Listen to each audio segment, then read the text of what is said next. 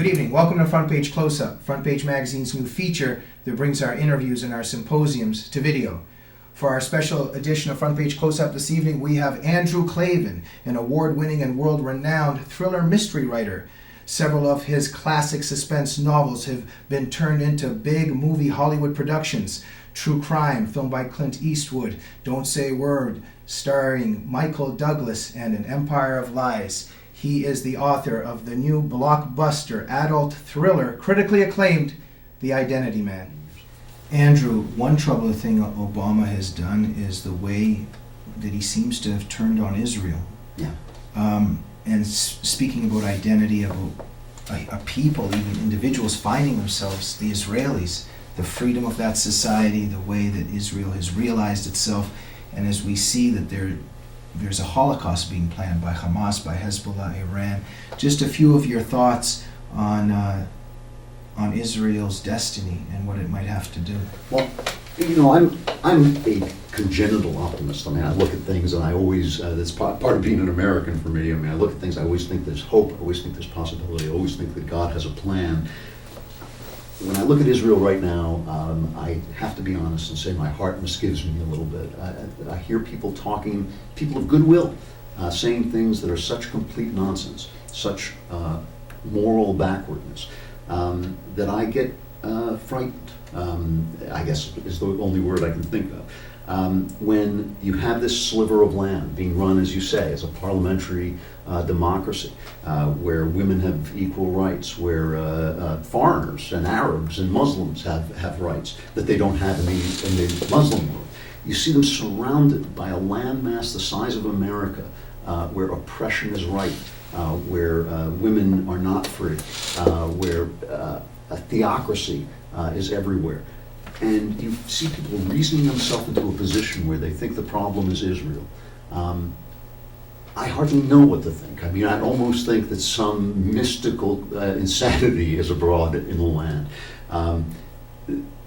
It's a dangerous game, and what really bothers me is if Israel loses that game and we wind up with another several million dead Jews. And if there's one thing history doesn't need, it's another several million dead Jews. All these people who brought this about, who helped step by step, who didn't stand up for this country, they're all going to say, oh, no, that's not what I meant. That's not what I didn't mean that to happen. And then it's going to be too late.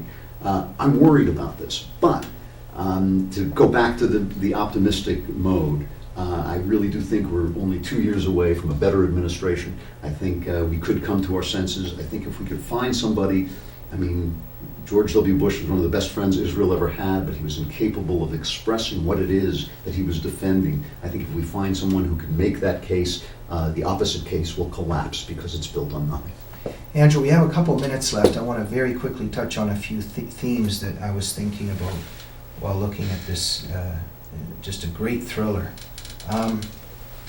The theme, the reality of renewal. There's a flood in this book, and one kind of, maybe thinks of it in religious terms, maybe the flood during Noah's Ark. Was that at all what I know that there was also Katrina, that you had visited Katrina, but can you shed at least a little bit with us? Is there a theme of renewal there, of sometimes sort of a redemption built on a little bit of destruction? Well, you have to leave the old identity behind? I did.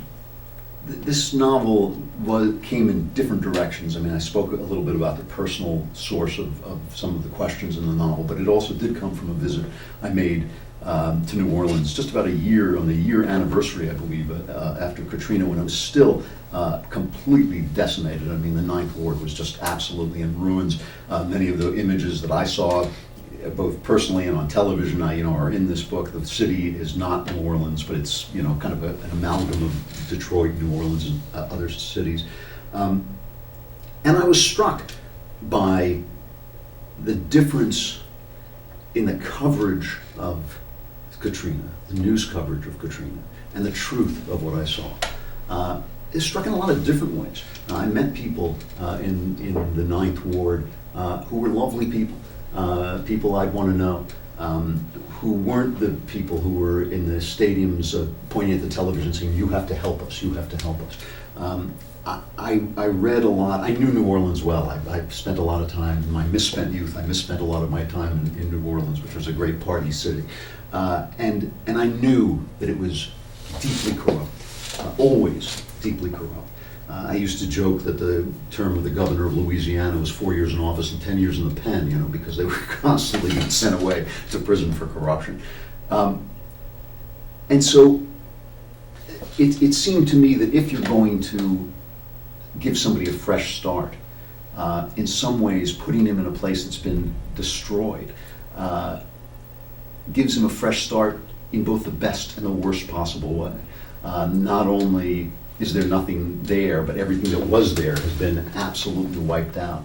And I think there is an element of that. You mentioned in Redemption, there is an element of that.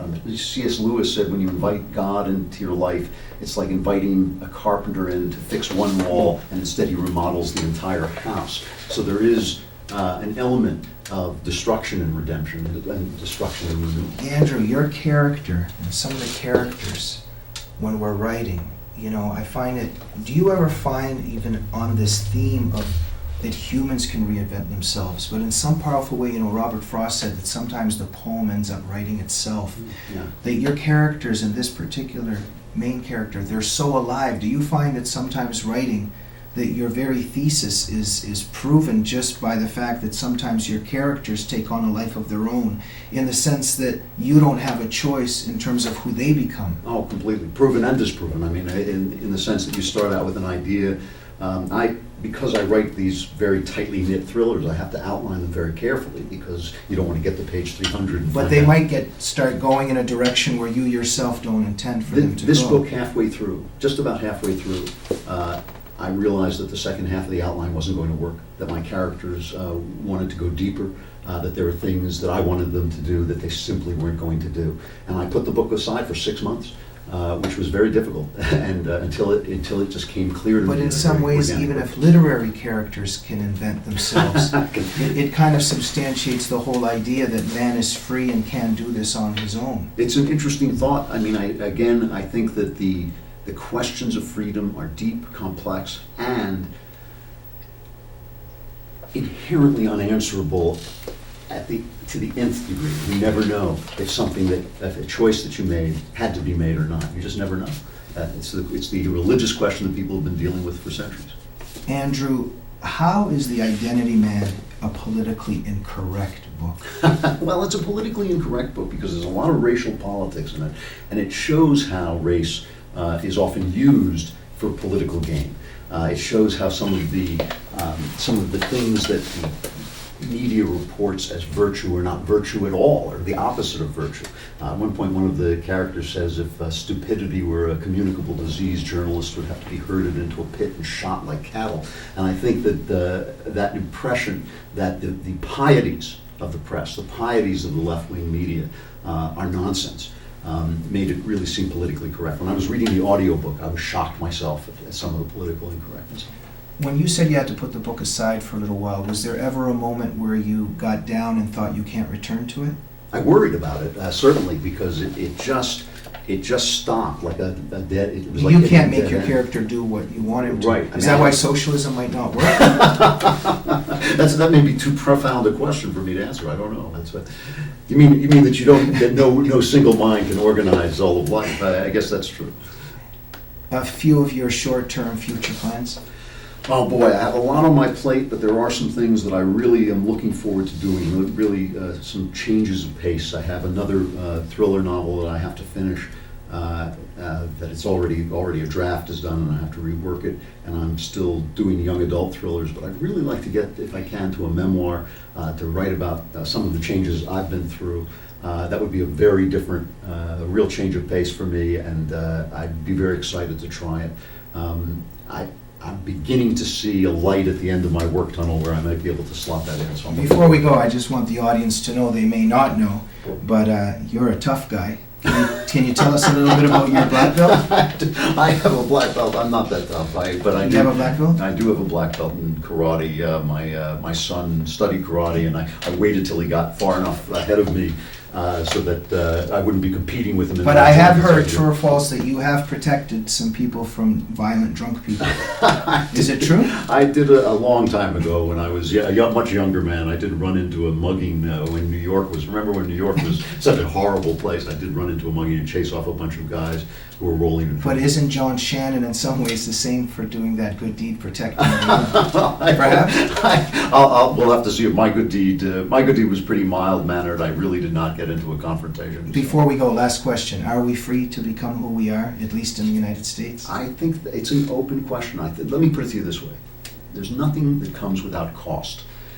Living your life in the bosom of the world you know, in the race that you were born into, in the culture that you were born into, comes with a price. Changing yourself, reinventing yourself, becoming what you think God made you to be instead of what the accidents of birth decree, that also comes with a price. I think everything human, everything mortal has its limitations, but I think that there is more to our lives than we know and more possibilities than we know. It's been an honor to speak to you. It's a pleasure Thank you talking very to much. you. Thank you for joining Front Page Close-Up. We'll see you again soon.